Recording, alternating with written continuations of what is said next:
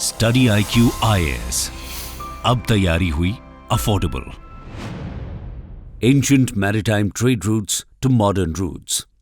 Welcome to study IQ। मेरा नाम है आदेश सिंह। समुद्री हवा की फुसफुसाहट और किनारे से टकराती लहरों की हल्की थपकियों में भारत के मैरीटाइम ट्रेड की अनकही गाथा छिपी है।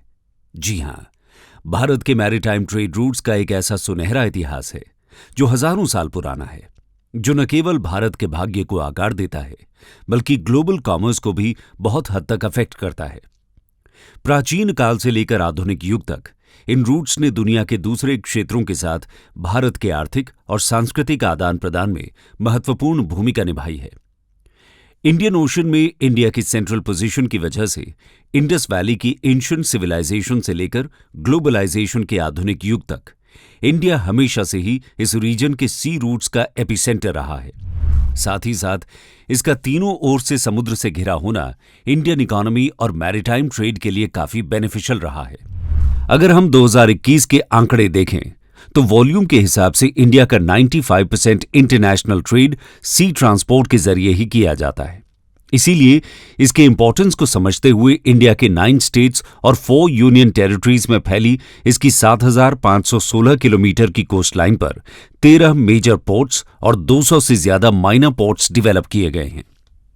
इसके अलावा अगर हम करंट इकोनॉमिक बेनिफिट्स को छोड़कर पास्ट की बात करें तो आप इस ओशियानिक रीजन में इंडिया की हिस्टोरिकल एंड जियोग्राफिकल इंपॉर्टेंस का अंदाजा इसी बात से लगा सकते हैं कि हिंद महासागर या इंडियन ओशन अकेला ऐसा ओशन है जिसका नाम किसी देश के नाम पर रखा गया है। आज Indian government ancient maritime trade roots को संजोए रखने के लिए नई पहल कर रही है, जिसके तहत पोर्ट्स को आधुनिक बनाया जा रहा है। इसी कड़ी में शिप बिल्डिंग की एंशिएंट स्टिच शिप मेथड का इस्तेमाल कर 21 मीटर लंबा जहाज बनाया गया है, जिसे नवंबर 2025 में ओडिशा से इंडोनेशिया के बाली तक की यात्रा के लिए रवाना किया जाएगा। इंडियन नेवी के एक टीम द्वारा ऑपरेटेड ये प्रोजेक्ट न केवल इंडिया की मैरीटाइम ट्रेडिशन को प्रदर्शित करती है बल्कि इंडिया के मैरीटाइम हिस्ट्री पर भी प्रकाश डालती है। दोस्तों, इंडिया की maritime trade history tours, Wars, victory और अलायंस जैसी कुछ दिलचस्प कहानियों की गवाह है, जिन्होंने मॉडर्न पीरियड में दुनिया को परिभाषित किया है। आज की इस वीडियो में हम इंडिया के मैरीटाइम ट्रेड की हिस्ट्री को विस्तार से जानेंगे, साथ ही वर्तमान समय में इसकी स्थिति के बारे में भी चर्चा करेंगे। तो चलिए चलते हैं इंडिया के मैरीटाइम ट्रेड रूट्स के सफर पर। लेकिन आज का हमारा ये डिस्कशन शुरू करने से पहले हम आपको ये बता दें कि ये टॉपिक आपके यूपीएससी मेंस जीएस पेपर 1 के हिस्ट्री और जीएस पेपर 3 के इंफ्रास्ट्रक्चर से रिलेटेड सेक्शन के पर्सपेक्टिव से भी इंपॉर्टेंट है। History of India's maritime trade. दोस्तों, भारत का एक विशाल भूभाग समुद्र से घिरा है। इसी कारण यहां एंशिएंट टाइम से मैरीटाइम ट्रेड में काफी विकास हुआ है। मैरीटाइम ट्रेड में भाग लेने वाले इंडियन सबकॉन्टिनेंट के लोगों का सबसे पहला प्रमाण लगभग 3,300 से 1,300 बीसी में मिलता है। इंडस वैली, मेसोपोटामिया और अरेबियन सी के किनारे दूसरे कोस्टल एरिया से मिले आर्कियोलॉजिकल एविडेंस उस काल के दौरान मैरीटाइम ट्रेड नेटवर्क के अस्तित्व का संकेत देते हैं। गुजरात में लोथल का डॉक इंडस वैली सिविलाइजेशन की ज्वार और हवाओं की गहरी समझ का एक अद्भुत प्रमाण है, जो उनके प्रारंभिक मैरीटाइम नॉलेज को शो करती है। लोथल में खुदाई के दौरान कई खिलौने रूपी मिट्टी के शिप्स और बोट्स की मार्किंग वाली करेंसीज प्राप्त हुई हैं। इसी तरह लिटरेरी एविडेंस से पता चलता है कि इनके व्यापारी दूसरे देशों से व्यापार करते थे, जिनमें मेलुआ नामक एक जगह भी थी, जिसे इंडिया के नॉर्थ वेस्ट के एक पोर्ट के रूप में पहचाना गया है। इस जगह पर तांबा, सोना, हाथी दांत, मोती और अनेक प्रकार की लकड़ियां मेसोपोटामिया से लाए जाते थे। कुछ एविडेंसेस से पता चलता है कि वेस्ट एशिया में इंडस वैली रीजन से कॉटन क्लोथ्स भेजे जाते थे और हड़प्पन सिविलाइजेशन के दौरान भारत की सुमेरियन सिटी एलम यानी ईरान और टाइलॉस यानी ग्रीस से ट्रेड होता था। आर्कियोलॉजिकल एविडेंस के अलावा एंशिएंट टेक्स्ट्स में भी भारत की समुद्री व्यापार का उल्लेख मिलता है। 1500 से 500 बीसी वैदिक युग में रचित वेदों में समुद्री यात्रा और उससे जुड़े खतरों की कहानियां हैं। ऋग्वेद में सबसे पुराने साक्ष्य मिलते हैं। इसमें समुद्र के भगवान वरुण के बारे में वर्णन मिलता है, जिसमें उन्हें समुद्री मार्गों के ज्ञान का श्रेय दिया गया है। ऋग्वेद में व्यापारियों का उल्लेख है जो व्यापार और धन की तलाश में महासागरों को पार करके जहाजों के द्वारा विदेशों में जाते थे। महाकाव्य रामायण और महाभारत में जहाजों और समुद्री यात्राओं का उल्लेख है। पुराणों और उत्तर वैदिक कालीन ग्रंथों में भी समुद्री यात्राओं की अनेक कथाएं हैं। आर्य समुद्र और नदियों की यात्रा करने के लिए बड़ी बड़ी नौकाओं का निर्माण करते थे। बौद्ध दंत कथाएं, जिन्हें जातक कथाओं के नाम से जाना जाता है, और तमिल संगम साहित्य, जो लगभग 300 ईसा पूर्व 300 ईस्वी के बीच रचित थे, उसमें भी समुद्र और समुद्री यात्रा के रेफरेंसेस मिलते हैं। इस दौरान ग्रीस और इंडिया के बीच व्यापार होता था। बता दें कि भरूच और सोपारा के जहाज बेबीलोनिया जाते थे। इन संकेतों और भारत के समुद्री नेटवर्क पर सालों से हो रहे रिसर्च के बावजूद इतिहास में समुद्री विरासत को अक्सर नजरअंदाज कर दिया गया है। आर्कियोलॉजिस्ट पीजे चेरियन, जिन्होंने केरला में पट्टनम यानी मुजीरीज एक्सकेवेशंस का नेतृत्व किया, इस बात पर प्रकाश डालते हैं कि लैंड बेस्ड हिस्ट्री के पक्षपात के कारण हिस्टोरियंस ने अक्सर भारत की मैरीटाइम हेरिटेज की उपेक्षा की है। लैंड बेस्ड स्टेट्स और हायरार्किकल पॉलिटिक्स के डेवलपमेंट ने इंडिया के हिस्टोरिकल नैरेटिव्स में वाटर बॉडीज के इंपॉर्टेंस को कम कर दिया। इसके अलावा टॉलेमी ने अपनी जियोग्राफी बुक में 1st और 2nd सेंचुरी के इंडियन मैरीटाइम ट्रेड का ऑथेंटिक डिटेल दिया है। China, central Asia and western Asia की कंट्रीज के साथ नॉर्थ वेस्ट इंडिया के मर्चेंट्स और अरेबिया, रेड सी, अलेक्जेंड्रिया के साथ वेस्टर्न साउथ इंडिया के व्यापारी व्यापार करते थे। 47 एडी में हिप्पोलस द्वारा मौसमी मानसूनी हवाओं की खोज की गई, जिसके फलस्वरूप मैरीटाइम ट्रेड अत्यधिक समृद्ध हुआ। Greek geographer Periplus of the Erythraean sea के लेखक टॉलेमी ने भृगकच्छ और दक्षिण पथ के पश्चिमी तट पर सबसे महत्वपूर्ण पोर्ट माना है, जिसकी पहचान आज गुजरात के भरूच से की जाती है। इसके अलावा सोपारा एक प्राचीन बंदरगाह था। इस प्राचीन शहर का स्थल आज की मुंबई के पास स्थित नाला सोपारा है। प्राचीन काल में यह भारत के पश्चिमी तट पर सबसे बड़ी बस्ती थी, जो मेसोपोटामिया, मिस्र, कोचीन, अरब और पूर्वी अफ्रीका के साथ व्यापार करती थी। 1882 में मिले एक अशोक के शिलालेख से साबित होता है कि 3री शताब्दी ईसा पूर्व से 9वीं शताब्दी ईस्वी तक इस बंदरगाह का महत्व था। मौर्य, सातवाहन और गुप्ता एम्पायर्स के दौरान इंडिया के मैरीटाइम ट्रेड का और विस्तार हुआ। नंदों और मौर्यों के युग में व्यापक मैरीटाइम ट्रेडिंग एक्टिविटीज देखी गईं, जो कई देशों को भारत के करीब लाईं। इसके परिणाम स्वरूप ही भारत की संस्कृति और धार्मिक मान्यताओं का दूसरे देशों में प्रसार हुआ। ग्रीक और रोमन अभिलेख नंद और मौर्य साम्राज्य के दिनों के दौरान समुद्री व्यापार के बारे में पर्याप्त एविडेंस देते हैं। साथ ही उन्होंने एक ऐसे सशस्त्र बलों के प्रशासन का वर्णन किया है जो युद्ध के दौरान नौसेना के विभिन्न पहलुओं की देखभाल करता था। इसलिए मगध एम्पायर की नौसेना को दुनिया में कहीं भी नौसेना का पहला दर्ज उदाहरण माना जाता है। मौर्य शासन के दौरान रखी गई विभिन्न प्रकार की नावों और उनके उद्देश्य का विवरण भी इन पुस्तकों में शामिल किया गया है। नंदों और मौर्य शासन के बाद सातवाहन पहले मूल भारतीय शासक थे, जिन्होंने जहाजों के इंस्क्रिप्शंस के साथ अपने सिक्के जारी किए। सी रूट के माध्यम से साउथ ईस्ट एशिया के विभिन्न हिस्सों में संस्कृति, भाषा और हिंदू धर्म के प्रसार के प्रमाण भी मौजूद हैं। गुप्तकाल को भारत का स्वर्ण युग कहा गया और इसी दौरान ईस्ट एंड वेस्ट में कई पोर्ट खोले गए, जिससे यूरोपियन और अफ्रीकन कंट्रीज के साथ मैरीटाइम ट्रेड को पुनर्जीवित किया गया। इसी दौरान व्यापारियों ने south east Asia, east Africa और मेडिटेरेनियन के साथ व्यापार करने के लिए इंडियन ओशन में प्रवेश किया। क्योंकि दूसरे देशों में इंडियन स्पाइसेस, क्लोथ्स और लग्जरी सामान की अत्यधिक मांग थी, जिसकी वजह से एक संपन्न समुद्री अर्थव्यवस्था को बढ़ावा मिला। उन्होंने कावेरीपट्टनम, भरूच और ताम्रलिप्त पोर्ट्स को समुद्री व्यापार के लिए विकसित किया, जिससे सांस्कृतिक आदान प्रदान और भारतीय सभ्यता का सुदूर देशों तक प्रसार हुआ। इसके अलावा सिंध, कल्याण, देवाल, भृगुकच्छ, शुरुपर्क और सूरत पोर्ट्स को घरेलू और विदेशी व्यापार के रूप में विकसित किया गया। इसी दौरान एस्ट्रोनॉमी में भी काफी डेवलपमेंट हुआ। आर्यभट्ट और वारामिहिर, जिन्हें इतिहास में महान एस्ट्रोनॉमर के रूप में जाना जाता है, वो सभी इसी काल के थे। इसके साथ ही इस दौरान समुद्री नेविगेशन की कला स्थापित की गई। इस अवधि के दौरान पूर्व और पश्चिम में कई बंदरगाह खोले गए, जिससे यूरोपीय और अफ्रीकी देशों के साथ समुद्री व्यापार को पुनर्जीवित किया गया। फाहाइन ने अपने ग्रंथों में समुद्र द्वारा व्यापार का जिक्र किया है।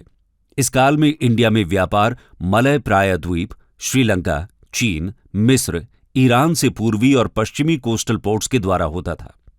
पश्चिमी देशों में मैरीटाइम ट्रेड में श्रीलंका की स्थिति बहुत महत्वपूर्ण थी। व्यापारी शिप्स से श्रीलंका जाते और श्रीलंका से सामान लेकर कल्याण, मालाबार और सिंध के पोर्ट्स में आते थे।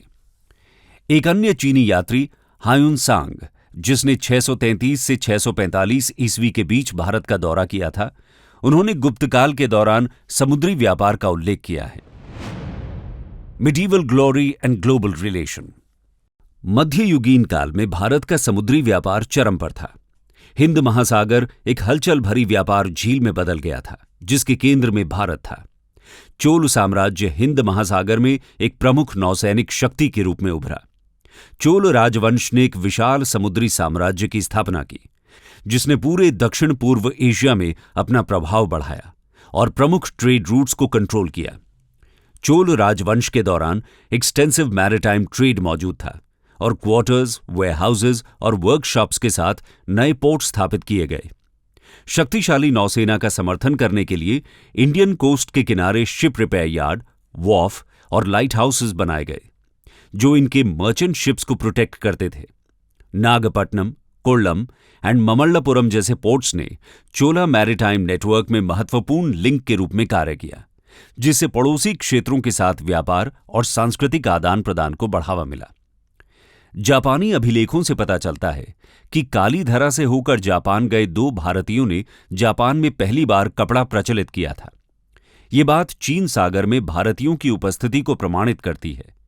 भारत और चीन के बीच नियमित व्यापारिक संबंध के साक्ष्य मिलते हैं। चोल शासक राजेंद्र प्रथम ने दक्षिण पूर्व एशिया के कई स्थानों पर कब्जा कर लिया था। ऐसा करके वो चीन के लिए भारत से होने वाले व्यापारिक मार्ग को सुरक्षित करना चाहते थे।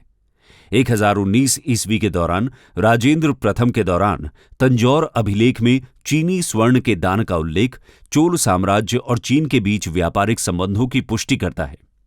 तंजौर के पास ही मिले शुंग साम्राज्य के 15 सिक्के दक्षिण भारत और चीन के बीच व्यापारिक संबंधों को प्रमाणित करता है। हिंदू धर्म और भारतीय संस्कृति 5वीं से 12वीं शताब्दी के दौरान श्री विजया साम्राज्य के दौरान और अधिक विस्तार से फैली।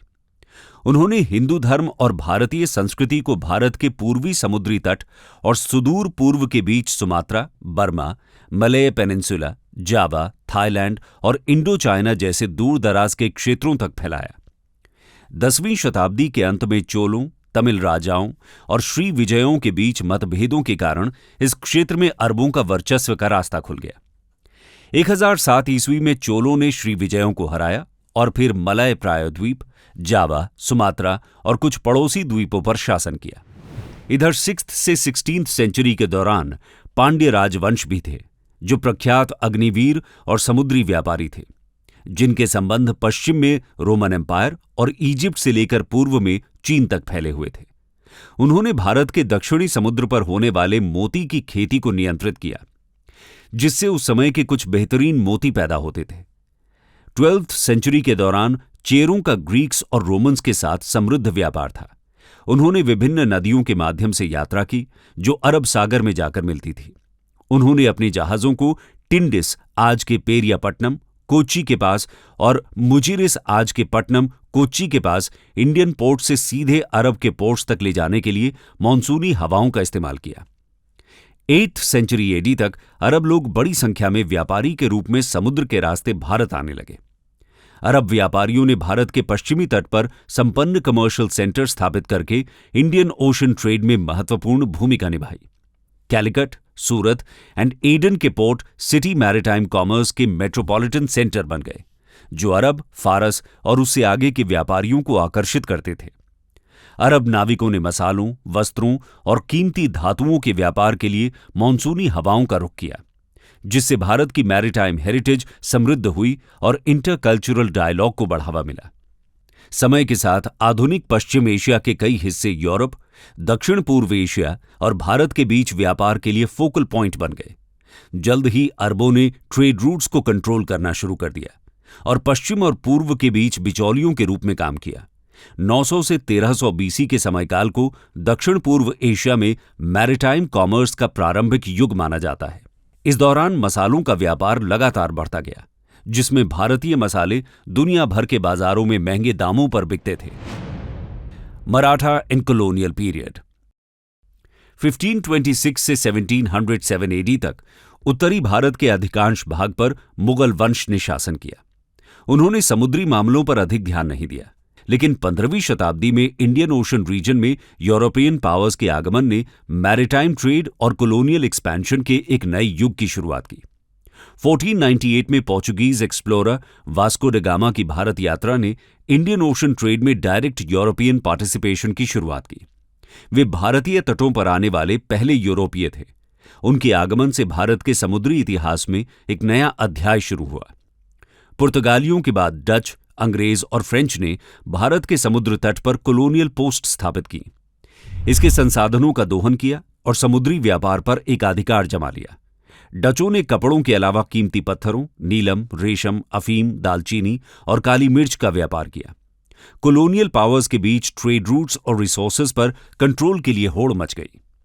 ब्रिटिश ईस्ट इंडिया कंपनी सी की इंपॉर्टेंस जानती थी। भूमि पर प्रांतों पर कब्जा करने के अलावा उन्होंने एक नेवल फोर्स भी स्थापित किया, जो उनके मैरिटाइम ट्रेड को प्रोटेक्ट करता था और उनके ओपोनेंट्स को भी दूर रखता था। इस प्रकार एक मजबूत नेवल फोर्स ने भी भारत पर शासन करने में ब्रिटिश की सहायता की, जिससे British east India company Indian ocean के ट्रेड में प्रमुख शक्ति के रूप में उभरी। प्रमुख पोर्ट्स को कंट्रोल किया और भारतीय वस्तुओं के निर्यात पर एकाधिकार स्थापित किया। 18th सेंचुरी में इंडिया की कॉलोनाइजेशन ने इंडियन मैरिटाइम ट्रेड पर ब्रिटिश डोमिनेशन को और मजबूत कर दिया, जिससे इंडिजिनस मैरिटाइम कैपेबिलिटीज में गिरावट आई और भारतीय समुद्री विरासत का दमन हुआ। हालांकि मराठों ने ब्रिटिश को भारतीय तटों पर नियंत्रण पाने से सबसे मजबूत प्रतिरोध दिया। मुगलों के लगातार हमलों का सामना करने वाले मराठों के पास शुरू में कोई नौसेना नहीं थी, लेकिन छत्रपति शिवाजी महाराज के नेतृत्व में मराठा शासकों ने एक मजबूत नौसेना की स्थापना की। उसने कोलाबा, सिंधुदुर्ग, विजयदुर्ग और रत्नागिरी के किलों में गढ़ स्थापित कर लिए।